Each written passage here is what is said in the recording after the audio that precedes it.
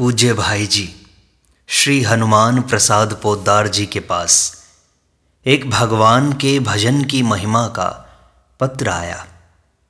उसके उत्तर में प्रिय भाई जी लिखते हैं, प्रिय महोदय, सप्रेम हरि स्मरण।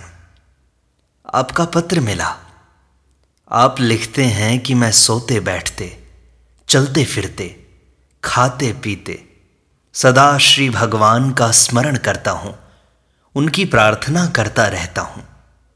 मैंने भगवान को आत्मसमर्पण कर दिया है और मुझे भगवान पर पूरा विश्वास भी है। तथापि अभी तक भगवान ने मेरी प्रार्थना नहीं सुनी है, इसलिए मुझे निराशा हो रही है। कृपया बताइए, इसमें कारण क्या है?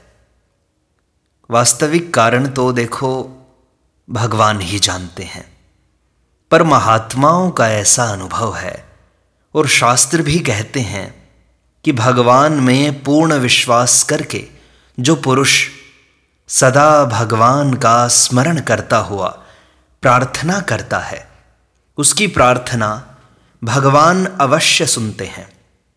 पर आपके प्रसंग में ऐसा क्यों हुआ सो मुझे पता नहीं है।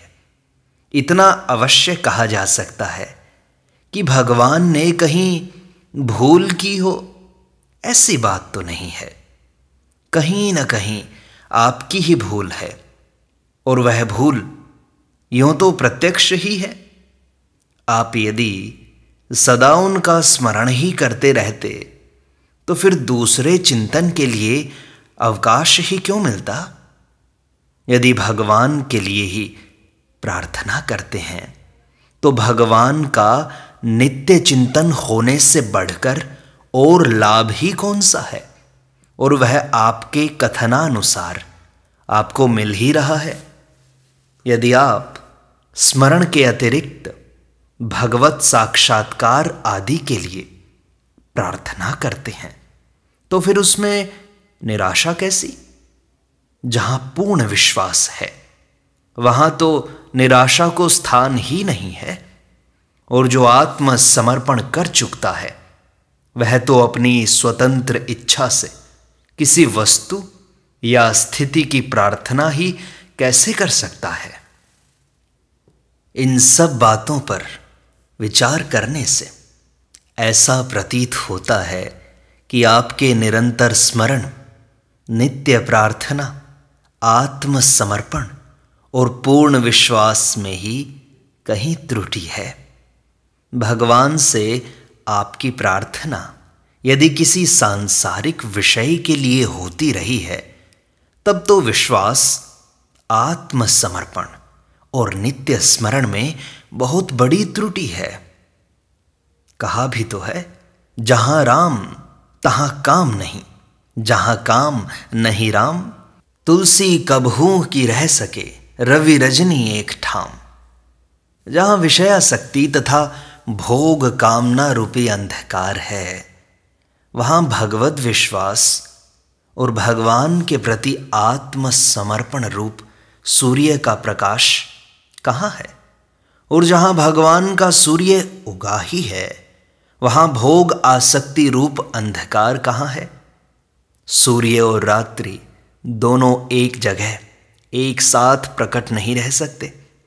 अतएव आप गहराई के साथ अपने मन के भावों तथा साधना के स्वरूप पर विचार कीजिए, और जहां जहां अपने में त्रुटि दिखाई दे वहां वहां उसे सावधानी के साथ पूरा कीजिए। यह सब होने पर भी आप जो कुछ कर रहे हैं वह बहुत ही सराहनीय है। आपने अपने साधन को कुछ अधिक समझ लिया, इतनी सी आपकी भूल है। पर साधन तो होता ही है। आप अपनी समझ से विश्वास भी करते हैं, स्मरण प्रार्थना भी करते हैं और आत्मसमर्पण भी कर चुके हैं। यह सब इस युग में कम नहीं है। आपका बड़ा सौभाग्य है कि आप ऐसा कर पाते हैं।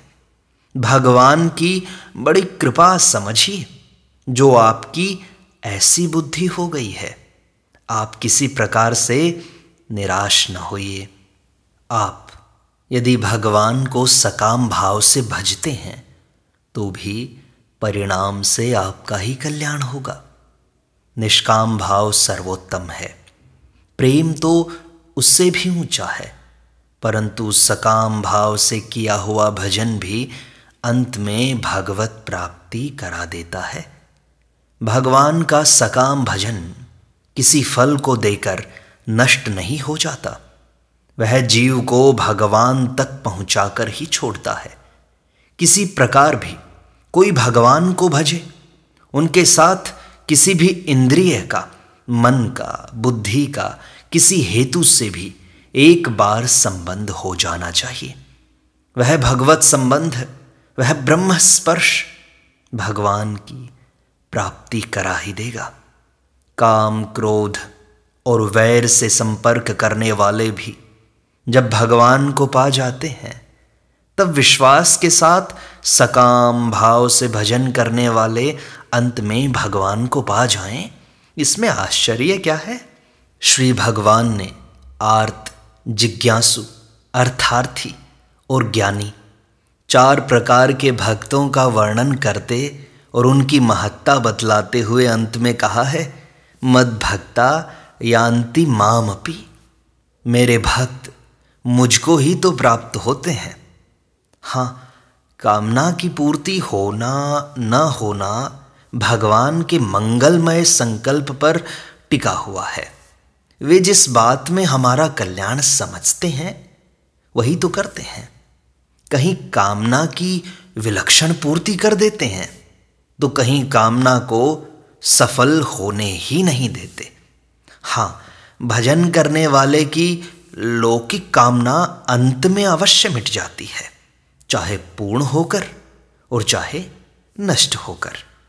यह याद रखना चाहिए कि वस्तुतः कामना की पूर्ति से कामना नहीं मिटती, उससे तो वह उत्तरोत्तर वैसे ही बढ़ती है जैसे घी ईंधन पड़ने से अग्नि बढ़ती है। भगवान जब कृपा करके जीव के हृदय में अपनी मधुर झांकी कराते हैं, तब अन्य सारी कामनाएं अपने आप ही मिट जाती हैं। फिर न तो सांसारिक पदार्थों की प्रचुरता रहने पर भी उनमें ममता शक्ति रह जाती है, न निपट दरिद्रता और दुखमय स्थिति होने पर भी उससे त्राण पाने की उत्कट अभिलाषा होती है। गीता में भगवान कहते हैं, यम लब्ध्वा चा परम लाभम मन्यते नाधिकम ततः यस्मिन् स्थितो न दुखेन गुरुणापि विचाल्यते। जिस लाभ को प्राप्त होने पर साधक उससे बढ़कर दूसरा कोई लाभ नहीं मानता और जिस स्थिति में स्थित होकर वह बड़े भारी दुख में भी स्थिति से विचलित नहीं होता, भजन करने वाले की अंत में यही स्थिति होती है, जिससे उसकी कामना का बीज ही दग्ध हो जाता है। इसलिए किसी भी हेतु से भजन करना चाहिए। आप भजन करते हैं, यह आपका परम सौभाग्य है। भजन में यथाशक्ति निष्काम भाव तथा प्रेम का भाव बढ़ाइए, बढ़ाइए, बढ़ाते ही जाइए। अपनी भूलों को सदा सर्वदा देखते रहने का प्रयास कीजिए तथा भगवान की असीम कृपा का अनुभव करते हुए भजन में संलग्न रहिए और अपने साधन पर कभी भी अभिमान न कीजिए, क्योंकि उसका अभिमान आपके भजन के फल को पूर्ण नहीं होने देगा। इसलिए निरहंकार होकर बिना किसी राग द्वेष के भगवान में लगे रहिए, भगवान के भजन में सदा ही लिप्त रहिए। भजन अपने आप ही सब काम कर देगा।